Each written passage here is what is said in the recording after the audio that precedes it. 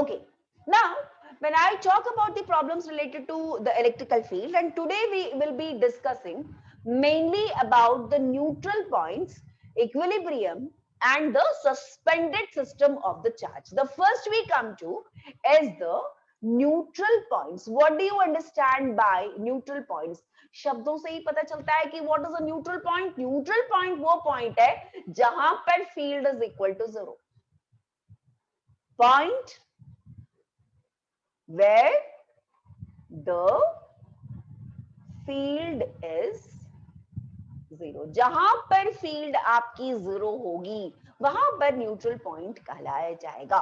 Suppose मेरे पास दो like charges मैंने लिया, दो लाइक चार्जेस मतलब दोनों पॉजिटिव या दोनों नेगेटिव, दोनों चलेगा. यहां पर हमने ले लिया एक पॉजिटिव, दोनों पॉजिटिव राइट, या दोनों नेगेटिव. तो मान लेते हैं कि पहले चार्ज की जो मैग्नीट्यूड है Q1 है और Q2, और यहाँ पर हमने दो चार्जेस ले लिया, दोनों नेगेटिव है Q1 और से Q2. तो न्यूट्रल पॉइंट कहाँ बनने की संभावना है? न्यूट्रल पॉइंट मतलब दोनों की वजह से जो फील्ड बनेगी ना, वो फील्ड हो जाएगी हमारी जीरो.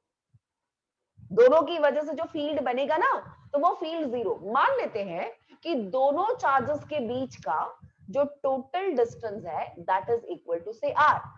तो यहाँ पर जो न्यूट्रल पॉइंट है वो कहां बनने की संभावना है? इसने अपनी फील्ड ऐसे क्रिएट करी, इसने अपनी फील्ड इस तरीके से क्रिएट करी. दोनों का डायरेक्शन क्या हो रहा है? दोनों का डायरेक्शन जब आप देखोगे तो ये E1 का डायरेक्शन और ये जो E2 का डायरेक्शन है, दोनों एक दूसरे के ऑपोजिट है. तो न्यूट्रल पॉइंट कहां मिलेगा? तो neutral point will be there somewhere between the charges. कहां मिलेगा बेटा? कहां मिलेगा ये? Between the charges. Somewhere between the charges आपको मिलेगा. लेकिन आपको कहां, मतलब जो पहले वाले चार्ज की वजह से जो ये पॉइंट मिला, तो अगर ये डिस्टेंस को मैंने A और B रखा एंड दोनों के बीच का डिस्टेंस को, ये पॉइंट को P ले लिया जहां पर न्यूट्रल पॉइंट मुझे मिला, तो ये distance AP is equal to x. तो ये वाला बचा हुआ डिस्टेंस कितना हो जाएगा? तो ये r माइनस एक्स होगा.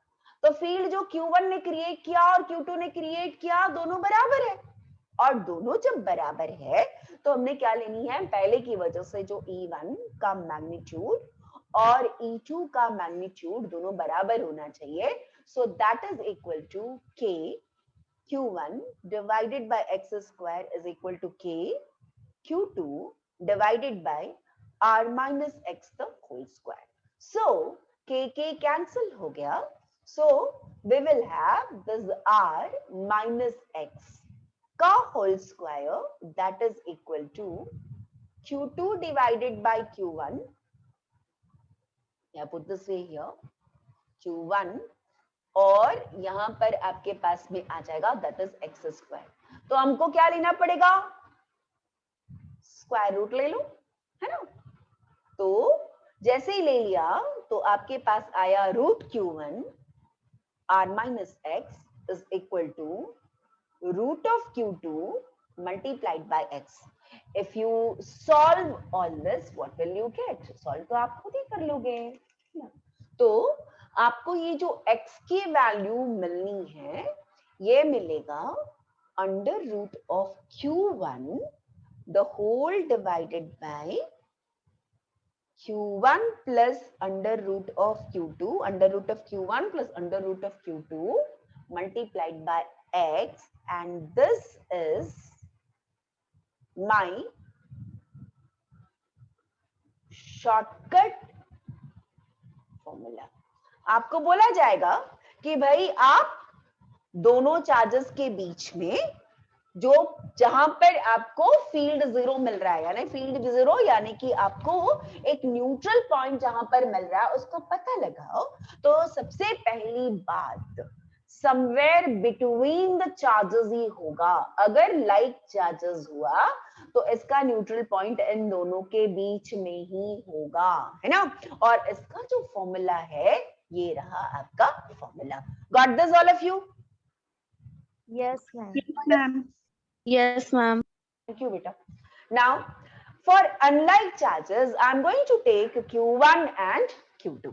There are two charges, Q1 and Q2, and the distance between them is R. I know the field which is created, and I'm also taking that Q1 is smaller than Q2.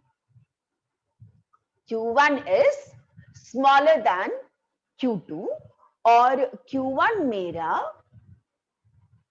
छोटू है ना। तो आप बताइए field neutral कैसे बनेगा। तो मुझे पता है इसकी वजह से जो फील्ड बनेगी यहां पर कहीं मिलेगा छोटू के पास। तो आप याद रखना जो न्यूट्रल पॉइंट होगा, न्यूट्रल पॉइंट हमेशा छोटू के पास होगा, याद रहेगा ये। तो छोटू कौन है इस दोनों में? Q1 है। और अगर मैंने बोला कि ये डिस्टेंस तुम्हारा x है तो और यहां पर पॉइंट P है, तो इसके द्वारा जो फील्ड बन रहा है E1 और इसके द्वारा जो दूसरा फील्ड बन रहा है दैट इज E2, दोनों मिलाकर के 0 वेक्टर आएगा। तो E1 कितना हुआ? E1 कितना हुआ बोलो? That is equal to K Q1 divided by x square, और ये जो E2 रहेगा that is equal to K Q2 the whole divided by R plus x the whole square। और दोनों फील्ड किस डायरेक्शन पे जा रहे हैं? E1 भी इसी डायरेक्शन पे जा रहा है और मेरा E2 भी इसी डायरेक्शन पे जा रहा है, तो दोनों को मुझे ऐड करना पड़ेगा। वेक्टर का रूल्स क्या बोलता है? वेक्टर का रूल आपसे ये बोलता है कि अगर आपके पास में दो चार्जेस हैं और दोनों चार्जेस की वजह से जो भी फील्ड बन रहा है वो स्ट्रेट लाइन पे बन रहा है, एक ही डायरेक्शन पे बन रहा है, सिंपल ऐड कर दो, अन्यथा दोनों को सब्सट्रैक्ट कर लो। सो जब इसको कैलकुलेट करेंगे सो आपको मिलेगा that is equal to K Q1 by x square plus K Q2 divided by R plus x the whole square that is equal to 0। और इसके अंदर आपका जो x का फॉर्मूला मिलेगा that is, जो हमेशा याद रखना, कौन छोटू है? कौन छोटू है? Q1. Q1. Q1 छोटू है। सो द फॉर्मूला आप सॉल्व करके निकालोगे Q1 divided by under root of Q1 minus under root of Q2 multiplied by R. This is the formula. Got this all of you? Yes? Yes, ma'am. Yes, ma'am. Yeah. What do you understand by equilibrium?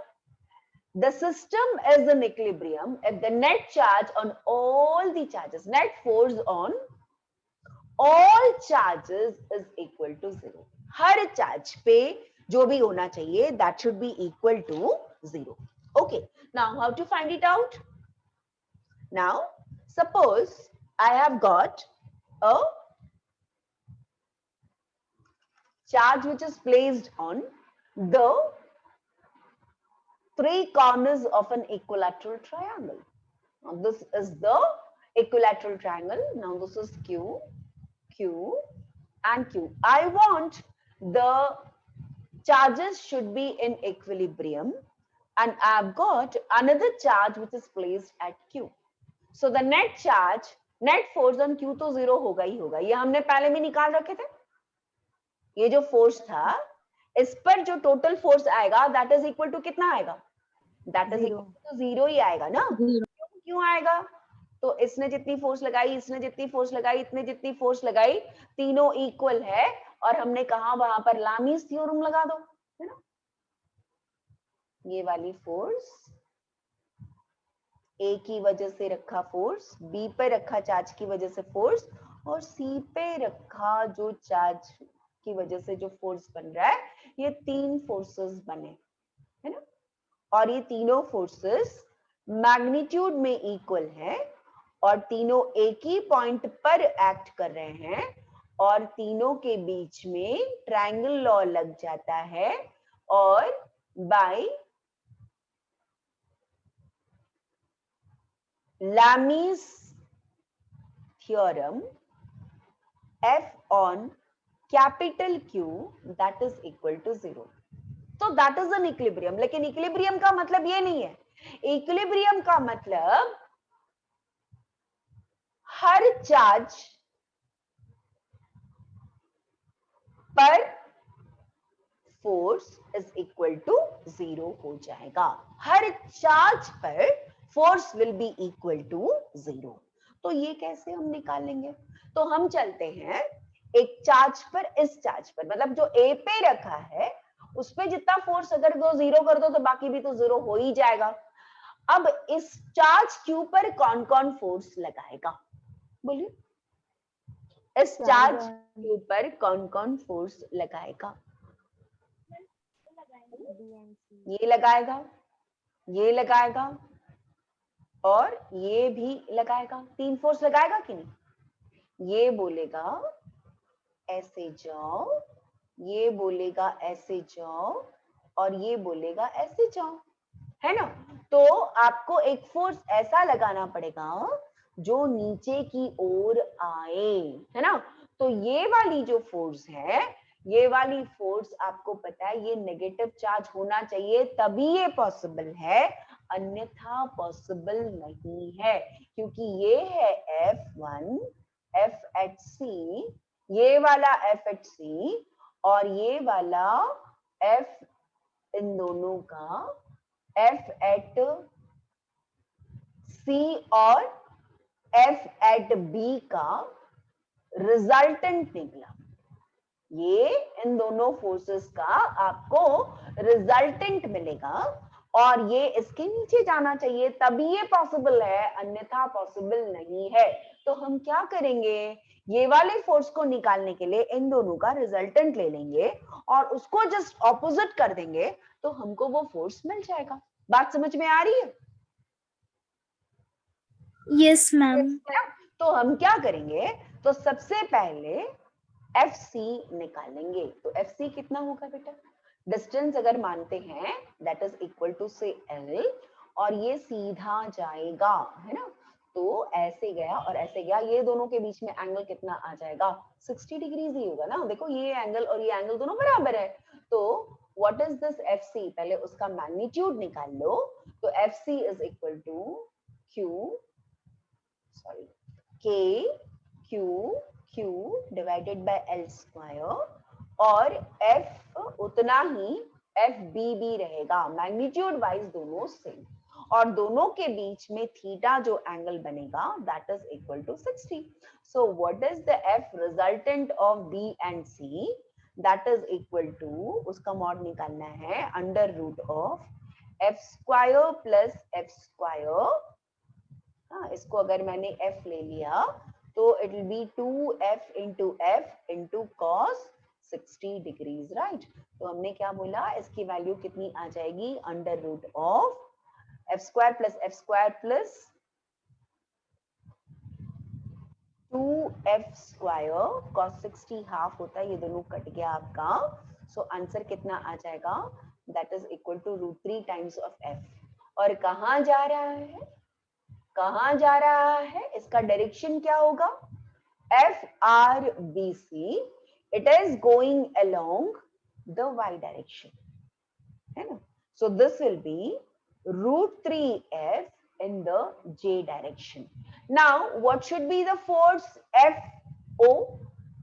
Now F, ये वाला force है ना, FO should be equal to minus of FRB. क्यों भैया? FRBC. क्यों? Only then Q at A is in equilibrium. Therefore, FO that is equal to minus √3F, but that will be in the j cap, मतलब negative y direction पे आएगा. So what is the formula? It will be equal to, that is f का value क्या लिखा हमने, that is equal to √3 times of f. f कितना, ये जो f की वैल्यू कितनी आई, k q square divided by l square, that is equal to k small q into capital Q divided by, यहाँ जो डिस्टेंस होगा ये L नहीं होगा, ये कितना होगा, that is OA का स्क्वायर होगा. आपका एक Q कैंसिल, K कैंसिल, और OA की वैल्यू लगा दो और निकाल करके यहाँ पर लगाने से आपको आंसर मिल जाएगा. ठीक है, तो ये वाली प्रॉब्लम्स और हम करेंगे, but that will be in the 1-up class. Okay, yeah now we have got another system of the questions, that is the system of the suspended charge ball. This is very important, so I'll be taking in the next class. Okay, thank you. Thank you, ma'am. Thank you, Bye. ma'am. Thank you, ma'am.